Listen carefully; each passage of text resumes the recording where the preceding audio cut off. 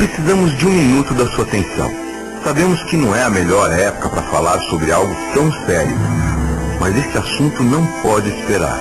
O crack é uma droga perigosa que tem causado graves problemas, porque ele causa dependência muito mais rápido. Por isso, fale com seus familiares e amigos sobre o assunto. Nunca experimente o crack. Ele causa dependência e mata. A gente sonha, né, em ver o filho se formando, casado, com filhos. E aí, quando eu recebi a notícia? Se ele não estivesse armado, ele não teria perdido a vida naquela briga. Ele achava que estava protegido, mas a arma não é proteção. Acabou com a vida do meu filho.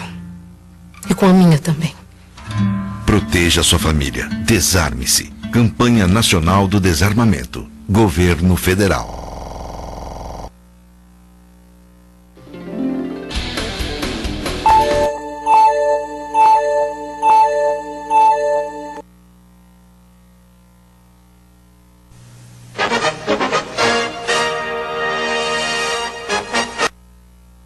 Amiga, começando mais um programinha Sérgio Cruz aqui pela viamorena.com, no dia em que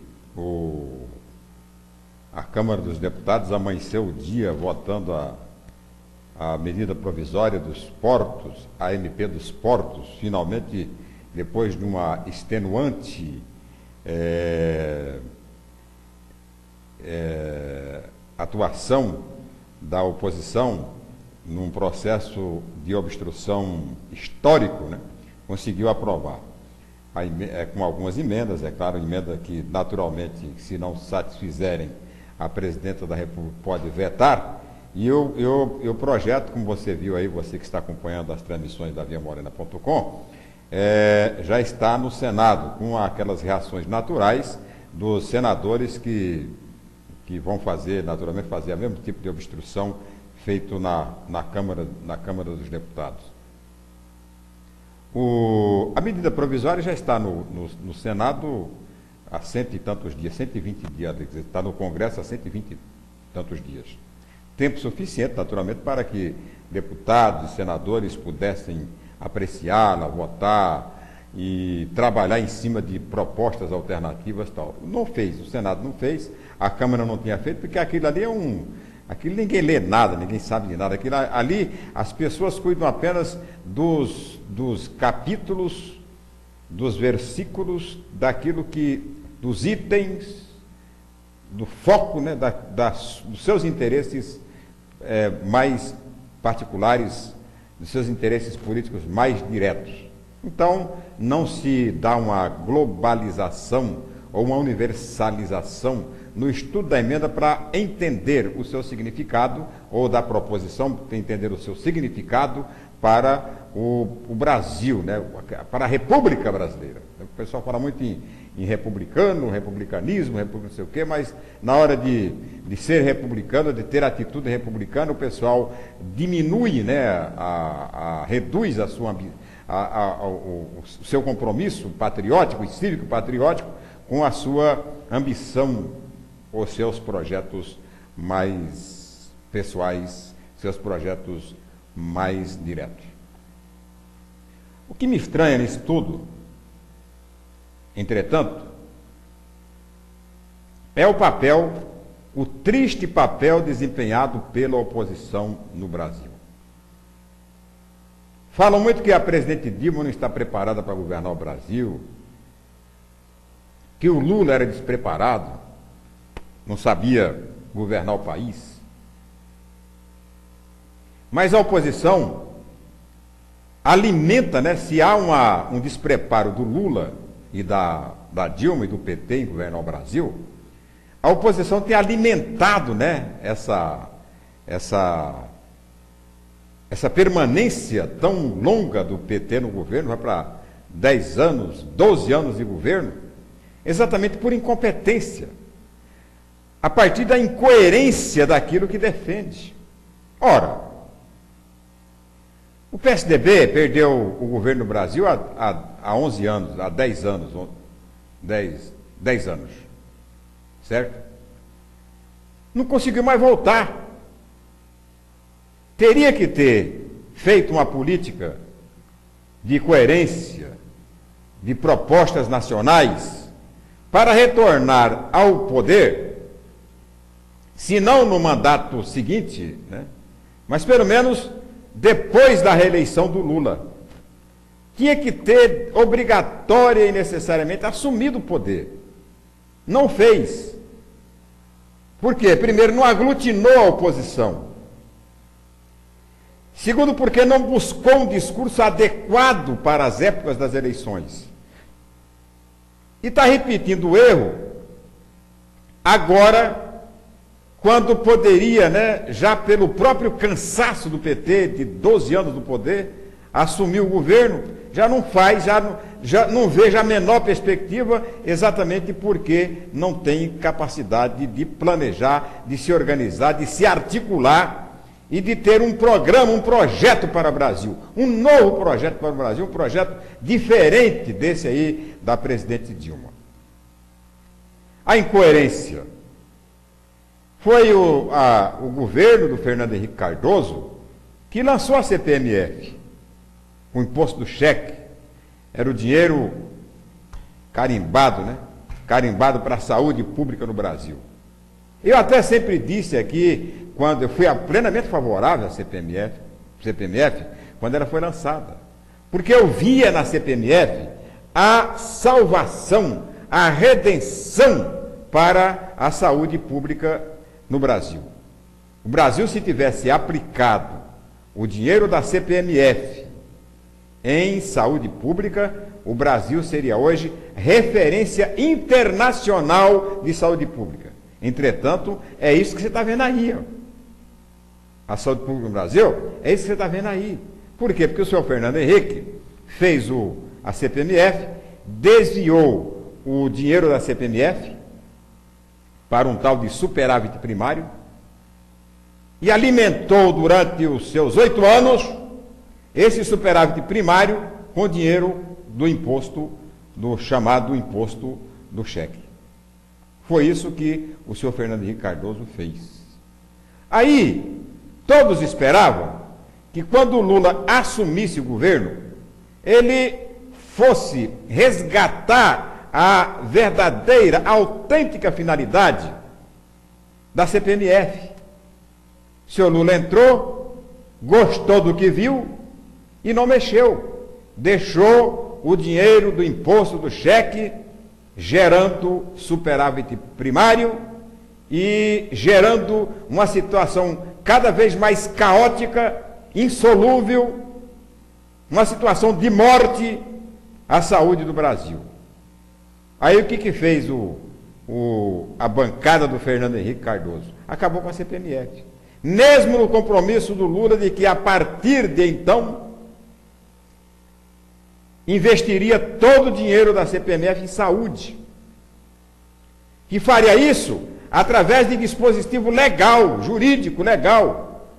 Faria isso através de uma vinculação jurídica legal, uma lei, obrigando o Estado a investir 100% da CPMF. Mesmo assim, o PSDB, com o DEM e o PPS, os trigêmeos ali da oposição no Brasil, e que vão morrer abraçados, né? Vão morrer abraçados em 2014, porque o povo não é besta, porque o povo não é idiota, derrubaram a CPMF. Agora vem a medida provisória dos portos no Brasil. Não há quem não reclame. O próprio PSDB, o DEM, PPS, nas suas propagandas, nos seus discursos, nas suas plataformas, coloca sempre no seu capítulo de economia o sucateamento dos portos, o travamento dos portos, a estatística dos portos brasileiros, onde o Brasil, né, aparece lá na rabeira dos demais portos competitivos do mundo. Todo mundo reconhece que o Brasil precisa, todo mundo reivindica, critica o governo por não fazer uma legislação que flexibilize, né, que torne competitivos os nossos portos. Aí a presidente manda uma medida provisória para transformar-se no grande projeto de modernização dos portos brasileiros. Todo mundo aplaude. Todo mundo aplaudiu. Aplaudiu o PSDB, o DEM, todos os partidos, a medida provisória, até ela ir para a votação. Quando chega na votação, aí os trigêmeos, PSDB, DEM e PPS, vestem a verdade, né? Tudo aquilo que achava que era boa, que era a solução e tal, resolve recuar. Por quê?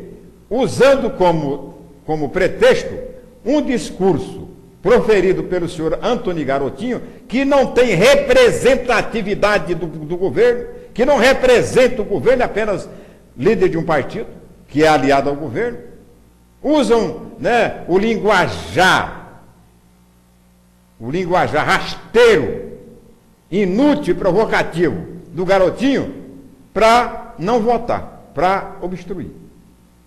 Não votar não tem problema, porque a oposição é diminuta na Câmara dos Deputados, assim como é pequena no Senado. O governo de coalizão, né, da presidente Dilma terminou arrastando praticamente todos os partidos para sua aba. Então, a oposição ficou pequenininha. Mas é pequena, é porque é diminutiva. Ela é pequena não é porque o governo esteja comprando deputados, esteja oferecendo favores para deputados. Não é por isso, não. É porque ela não cresceu, ela não amadureceu. A oposição continua na idade que estava, velha, né? Velha, não reciclou, não fez um discurso. Agora vem a oposição contra aquilo que ela sempre defendeu, contra aquilo que toda a nação está defendendo. Ainda ouvi, a semana passada, o presidente da Fiesp, o senhor Scaff, mostrando, né, a situação caótica, a situação calamitosa dos portos de São Paulo, que é Porto de Santos, Rio de Janeiro, Porto de Paranaguá, né, que são mostrando tanto o acesso, a dificuldade que tem de acesso por terra como por mar. Quer dizer, os caminhões lotados não conseguem se aproximar do cais, do porto.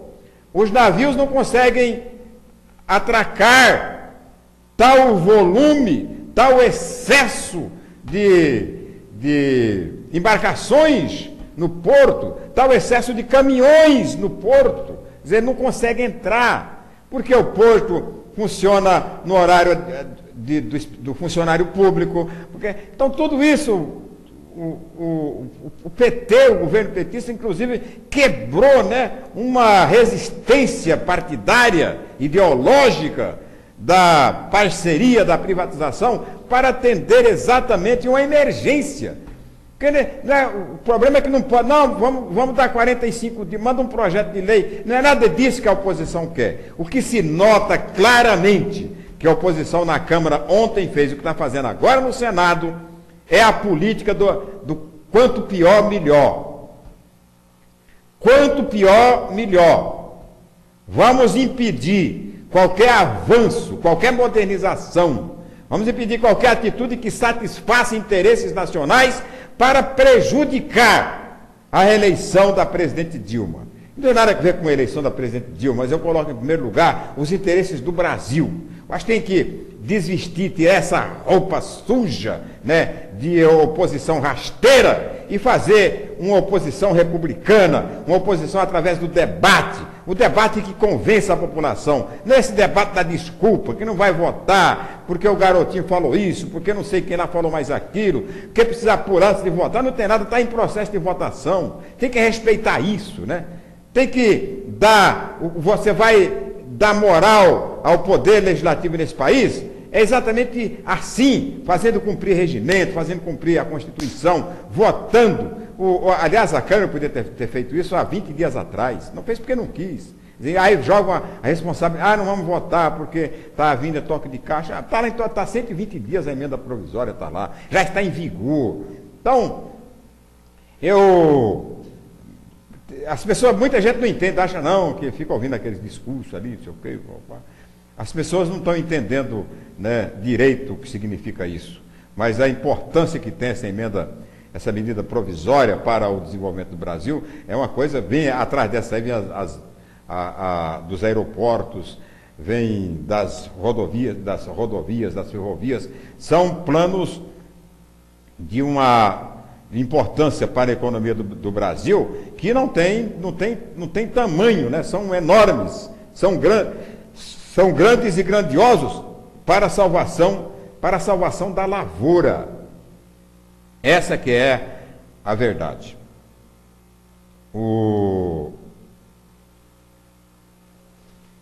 Estou vendo aqui as manchetes dos jornais de hoje, o Jornal Correio do Estado, MP pede suspensão de reajuste salarial de Bernal e vereadores. O Ministério Público está se baseando numa questão de encaminhamento, isso é mais uma questão de ordem, né? Porque ela não questiona os salários.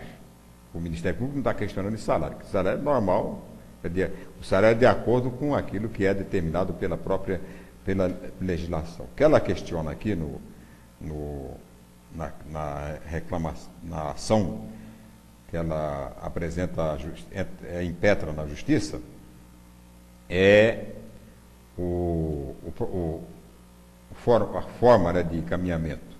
Ela, segundo a lei, tinha que ser o reajuste salarial do prefeito e dos vereadores deveria ser feito através de lei e não de decreto legislativo.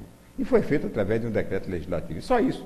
É mais uma questão de forma, quer dizer, não há nenhuma irregularidade, nenhuma corrupção, nenhuma malversação, não há nada escondido por trás, né?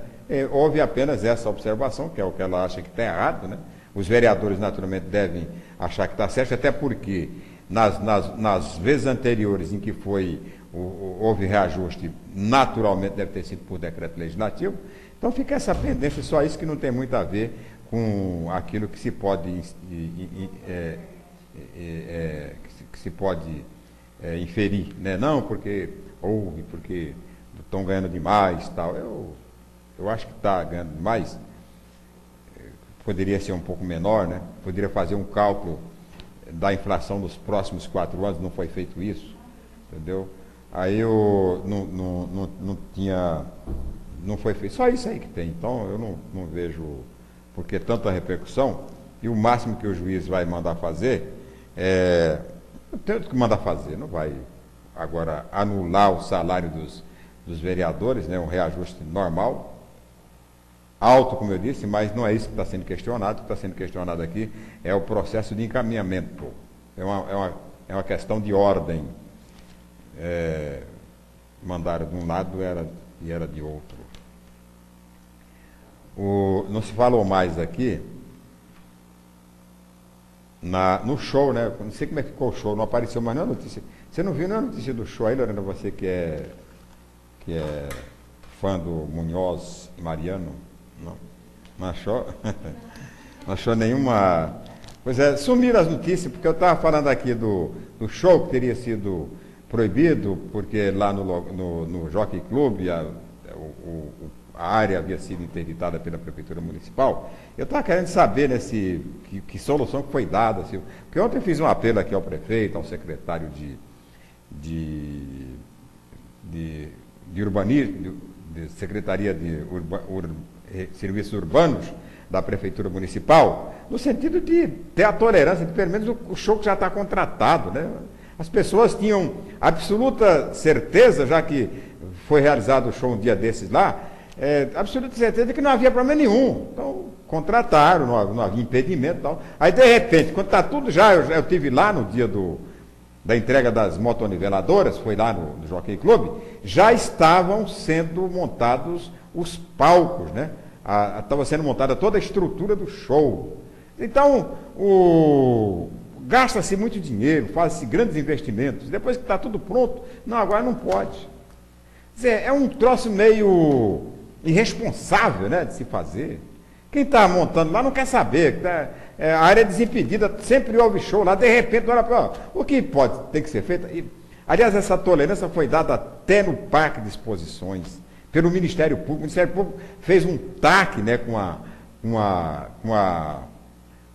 Crisul, que a Crisul terminou não cumprindo, porque era uma coisa que não dava para cumprir, as exigências eram muitas e a Crisul não tinha condições de fazê-lo.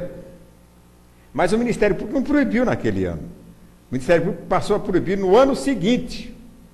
Quer dizer, deu exatamente um ano para que o Parque das Exposições fosse adaptado, né, para o show. Depois veio aquela história da lei, incluindo a Expo Grande nas festividades não poluentes, virtualmente não poluentes. Aí aconteceu, e foi exatamente o prefeito Alcides Bernal que sancionou a lei, né, permitindo a realização de shows num lugar proibido, que era o Parque das Exposições, proibido já pelo Judiciário. Ele conseguiu quebrar essa barreira de proibição, né, para atender, né, o interesse da população, da Crisul, da organização do show, da exposição e dos shows, e agora vem essa aí sem, né, sem qualquer aviso. Tem que avisar, olha, não vai dar para fazer show aí. Bom, então tudo bem, não vai dar para fazer show, mas este já está programado, este já estamos vendendo, né, os ingressos. Agora, o que eu defendo mesmo é que todo show, eu não sei como é que funciona essa lei, mas eu acho que todo show devia ser antecedido de um alvará da prefeitura, para que a pessoa que vai fazer o show não passe pelo vexame que passou o pessoal do Munhoz e Mariano. Depois de tudo pronto, contratado, tudo direitinho, né, agendado, aí vem, não pode ser o show. Então tinha que ter a prefeitura tinha que ter responsabilidade pelo local, né? Não, aqui nesse local não pode, aqui não pode, então não autoriza o show, não vai ter show.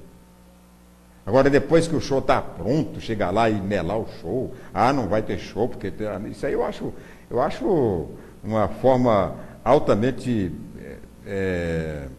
suspeita até. Eu acho suspeito. Acho que é o interesse de prejudicar alguém prejudicar alguém.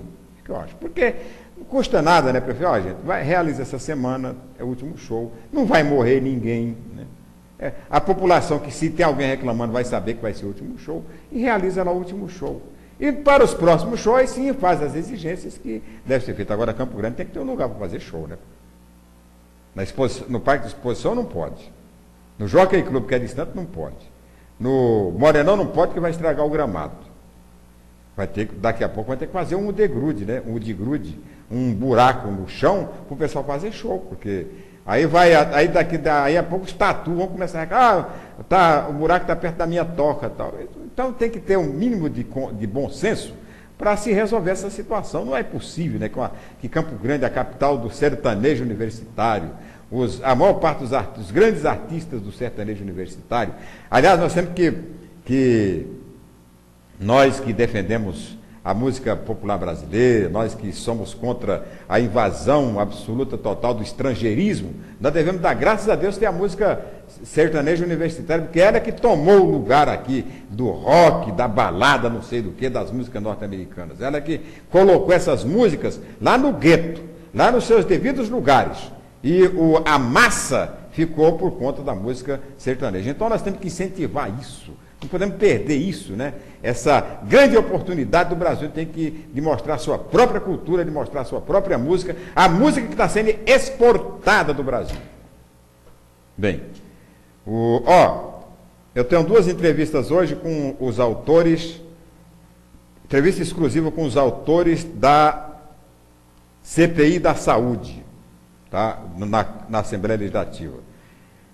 Uma com o deputado Lauro Davi e outra com o deputado Amarildo Cruz, né, que são os autores, se bem que todo mundo subscreveu, mas eles é que tiveram a ideia da CPI da Saúde da Assembleia Legislativa. Portanto, aqui no próximo intervalo, no próximo bloco, a gente vai mostrar as duas entrevistas. Agora vamos ao tempo com climatempo.com.br, temperatura para Campo Grande, Mato Grosso do Sul e toda a região centro-oeste.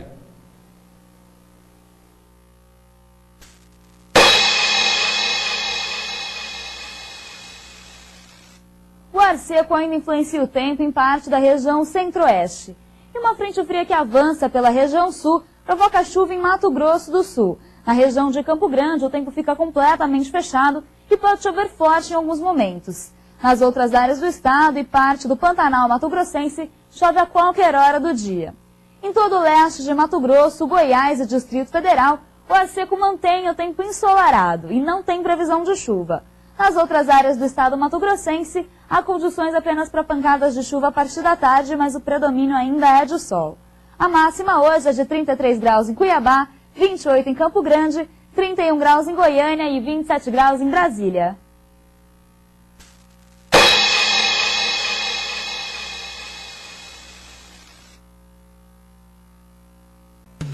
Se você não tem tempo de ler todas as notícias da internet, leia as principais na viamorena.com.br.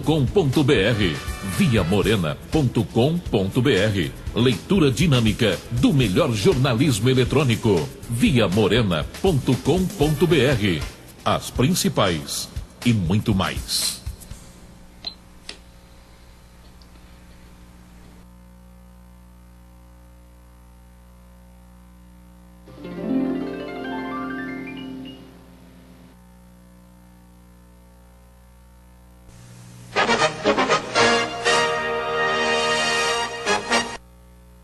Aqui a agenda oficial do prefeito Alcides Bernal, que não nos foi fornecida hoje. Temos a do governador André Putinelli, que de manhã assinou decretos que alteram o processo seletivo interno para promoção e ingresso no quadro auxiliar de oficiais do Corpo de Bombeiros e da Polícia Militar, e que destinam recursos para a operacionalização dos bombeiros. Solenidade foi realizada lá no Comando Geral, na Rua Fernando, lá no Jardim América. E o governador André Putinelli encaminha hoje à Assembleia Legislativa, na segunda-feira, as propostas de reajuste e de aumentos para todos os servidores na próxima segunda-feira. Até esta data, mantém abertas as negociações salariais com todas as categorias, inclusive, principalmente, da Polícia Civil, de agentes e escrivães da Polícia Civil, que ameaçam entrar em greve amanhã. A decisão do governador de manter abertas as negociações até o próximo dia 20 foi reiterada aos representantes de todas as categorias sindicais, com quem vem mantendo diálogo desde o início do mês. Hoje foi encaminhada à Assembleia Legislativa mensagem que prevê o reajuste linear de 5% comum a todas as categorias e que não depende de negociação. Este prazo concedido às categorias possibilita o fechamento de acordos de forma a atender com igualdade todas as categorias de servidores representadas pelas lideranças sindicais. Gente, como diz o cuiabano, o bicho está pegando. A Polícia Federal mandou, a Justiça, mandou a Polícia Federal desocupar áreas invadidas por índios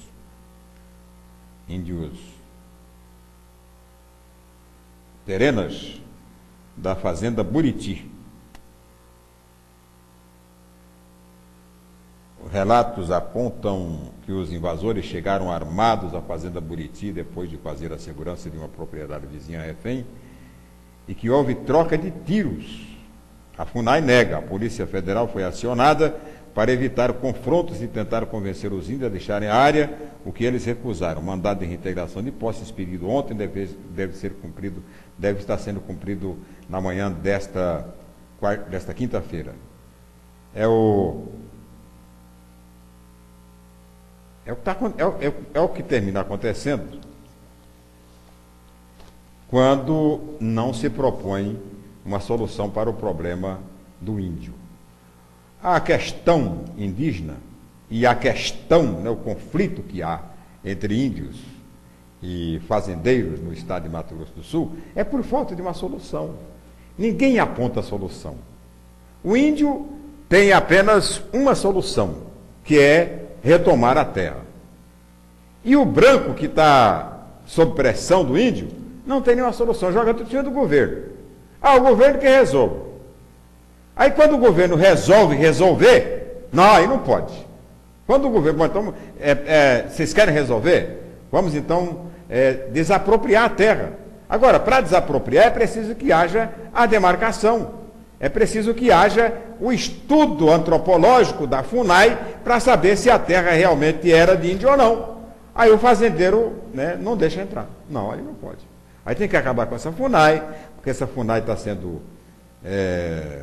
está fazendo a cabeça do índio, porque a incitação de ONGs internacionais, vira toda essa conversa, quando a questão poderia ser encarada com a realidade que pode representar a solução. Agora não vai até um certo ponto o limite. Quando a coisa é para resolver o problema, não, isso aí não pode.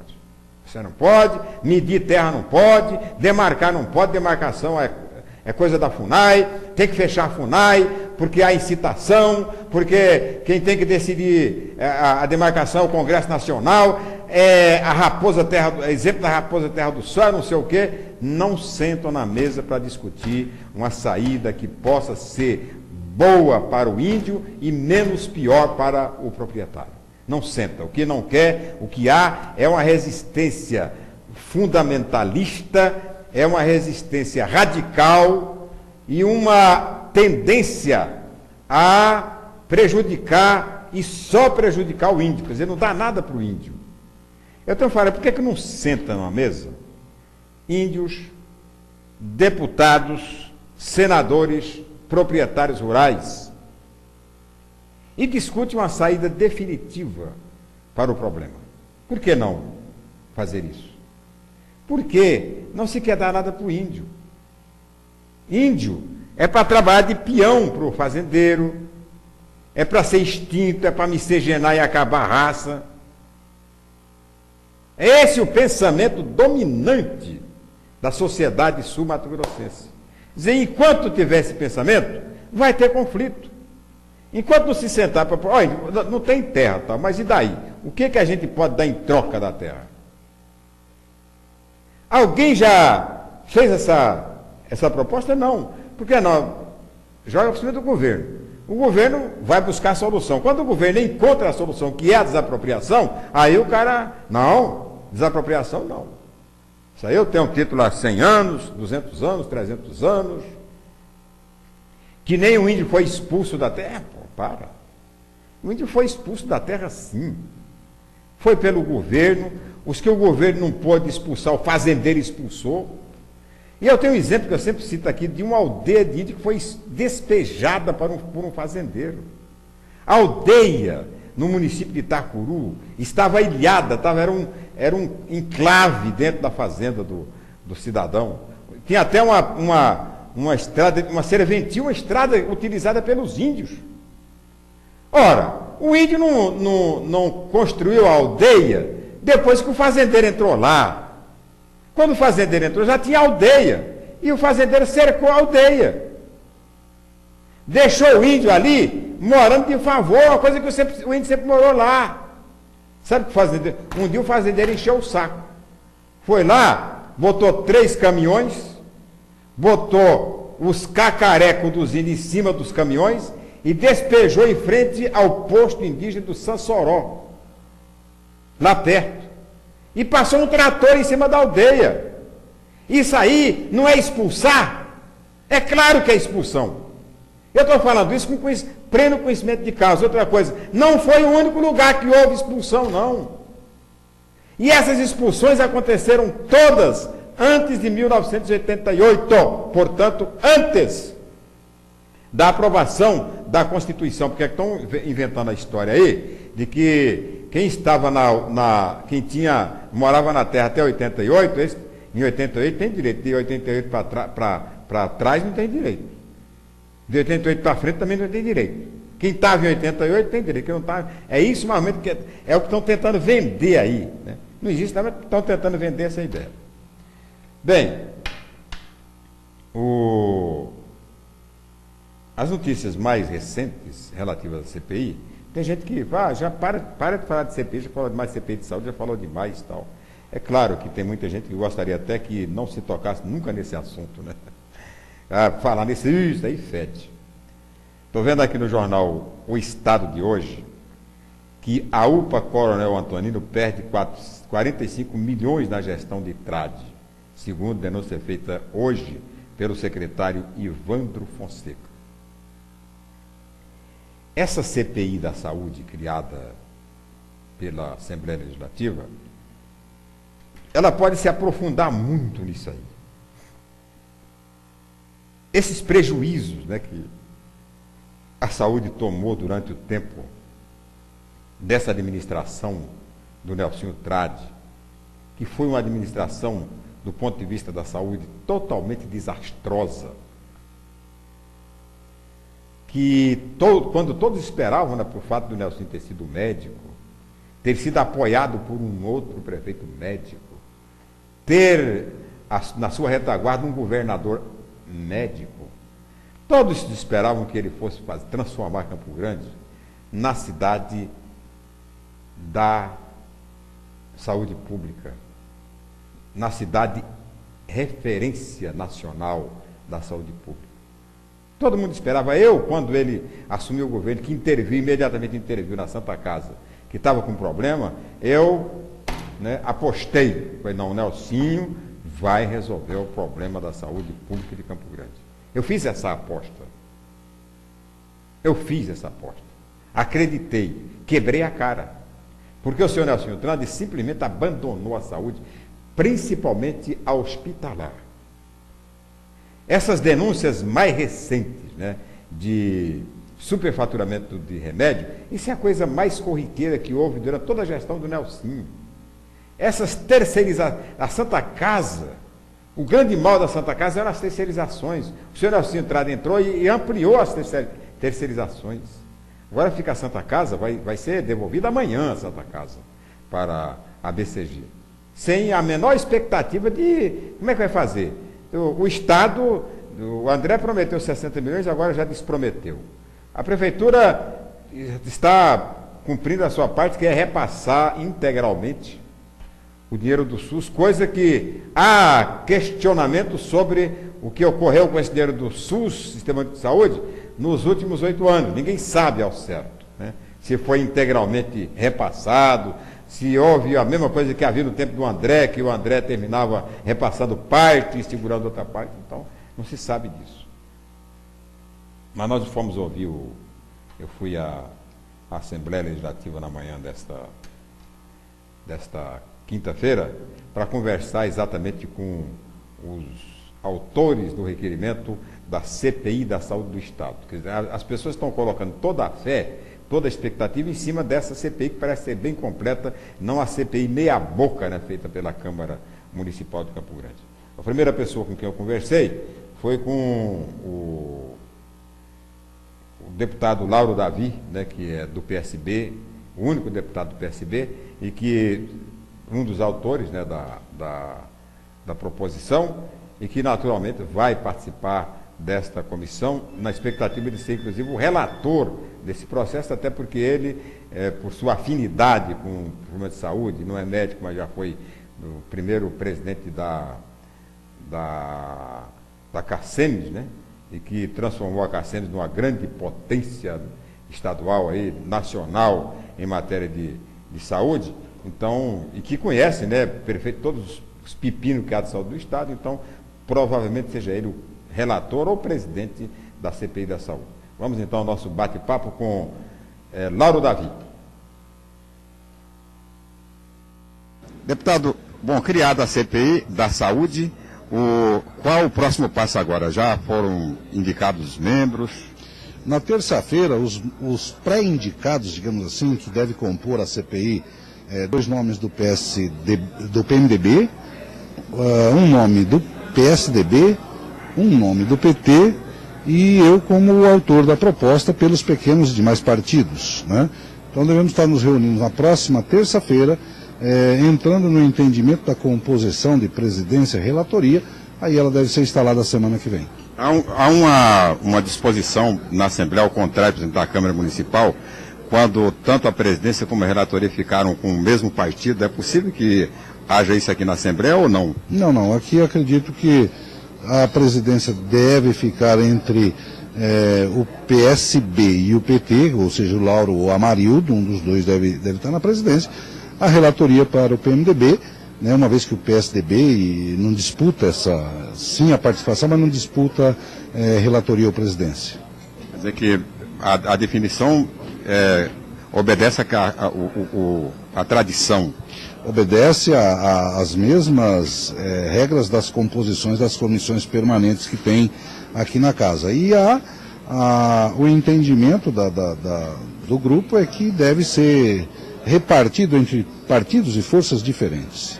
Deputado, com relação, por exemplo, a essa participação majoritária da base aliada do governo, você acha que isso pode ajudar ou até que ponto pode atrapalhar?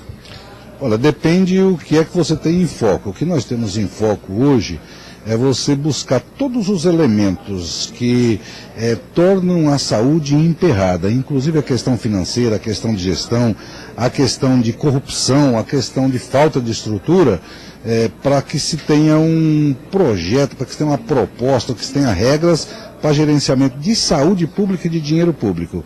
Nesse sentido, com esse foco, essa composição ou esse apoio maciço da base ajuda muito, quer dizer, passa a ser uma comissão em que todos têm o interesse de chegarmos a um fim em que ajude, em que favoreça, em que melhore a situação da saúde em Mato Grosso do Sul. Falou-se muito em um relatório da CPI se transformar num grande projeto para a gerência da saúde em Mato Grosso do Sul.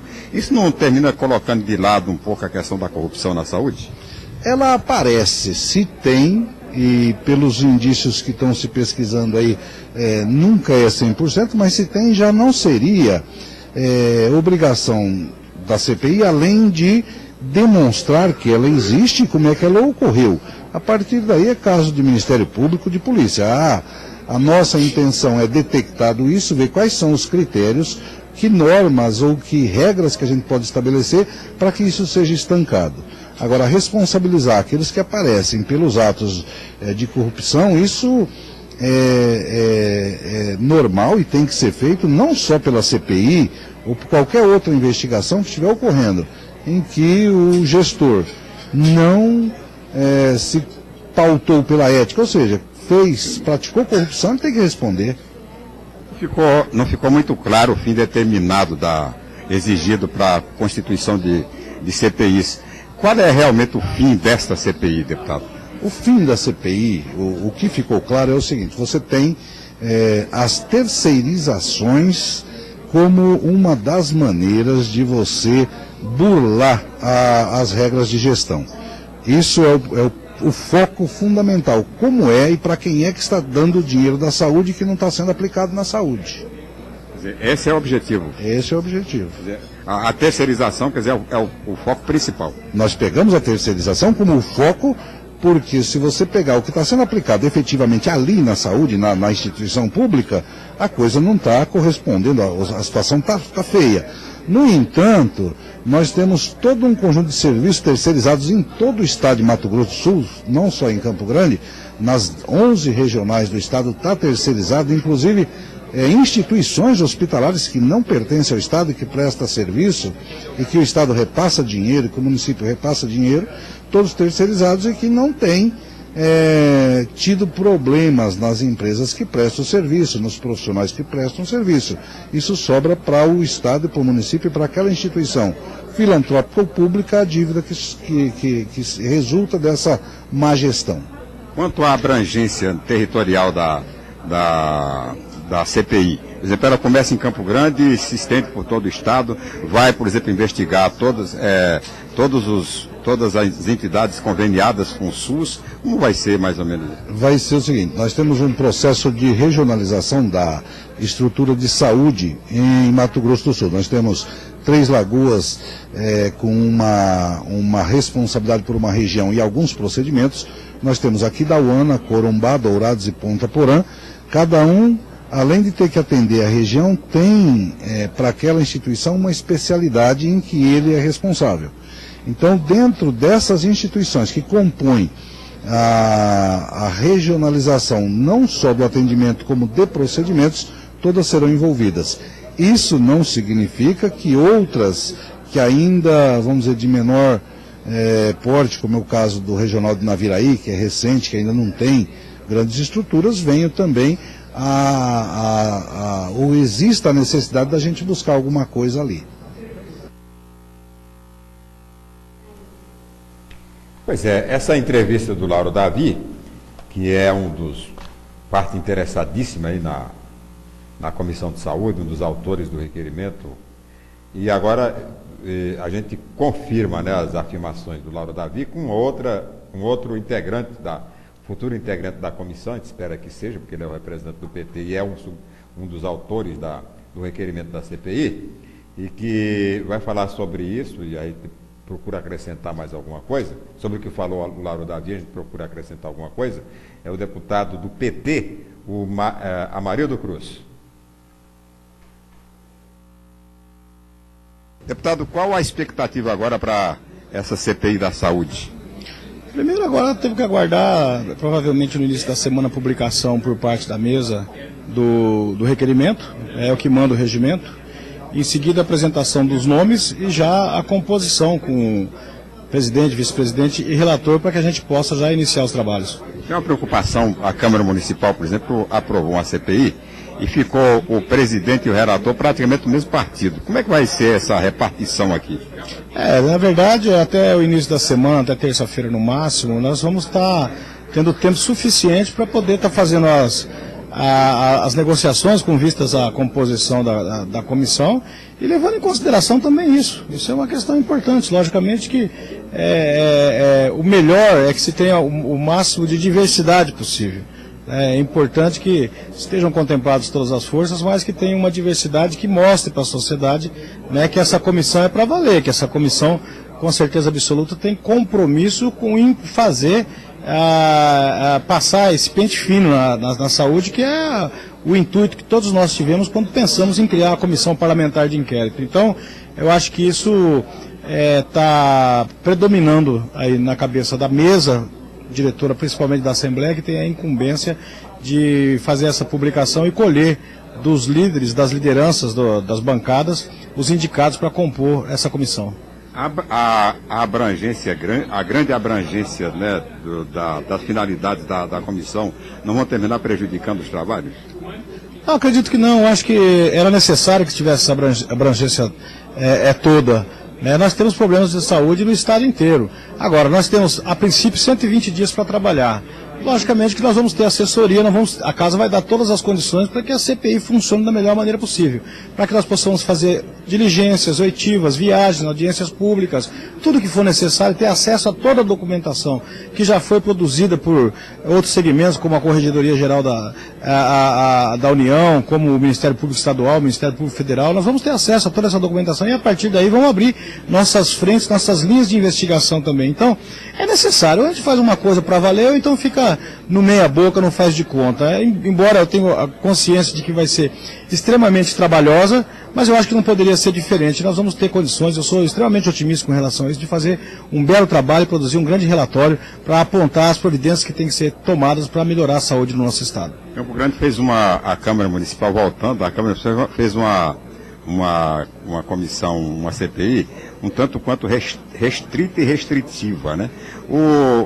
A Assembleia Legislativa fez uma muito mais ampla e mais abrangente.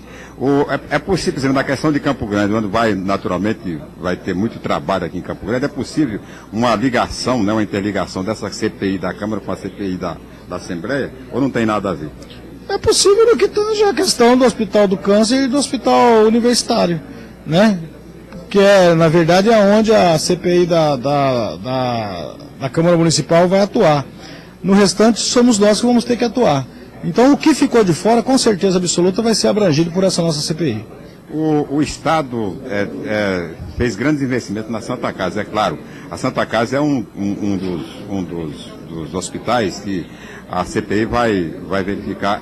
Está em pauta essa questão, por exemplo, dos investimentos do Estado de Mato Grosso do Sul com o sistema de saúde do Estado? Sem dúvida. Abrange a Santa Casa também.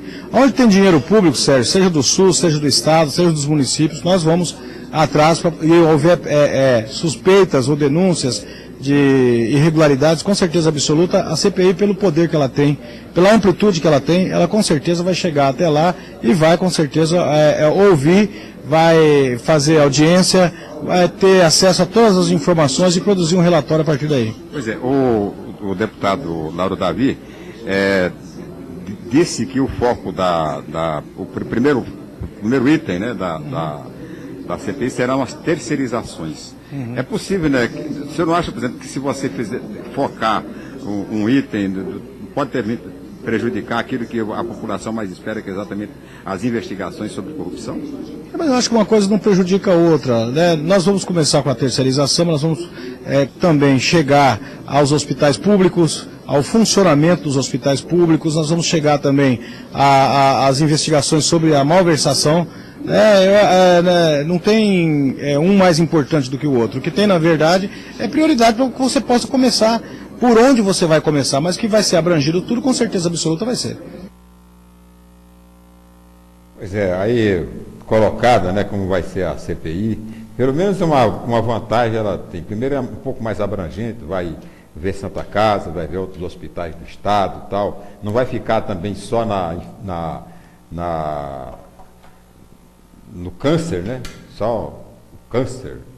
Vai abordar todos os temas relativos à saúde, a situação da saúde de modo geral, não só na oncologia, mas na cardiologia, no trauma, né? Todas as áreas da saúde pública serão apreciadas, investigadas, todas as denúncias que chegarem vão ser naturalmente elencadas, e essa CPI a gente espera que ela realmente resulte. Se não numa punição aos responsáveis, mas pelo menos com um freio, né, inibição dessa voragem corruptiva que existe, que assola a saúde pública em todo o estado de Mato Grosso do Sul e, por que não dizer, no Brasil inteiro. Tá bom? Vamos encerrando por aqui mais um programinha Sérgio Cruz. Na Via Morena você continua acompanhando a sessão extraordinária do Congresso que aprecia a medida provisória dos portos do Brasil. Muito obrigado por sua audiência, fé em Deus, pau na mula e tchau, pica-pau. Tchau, pica-pau.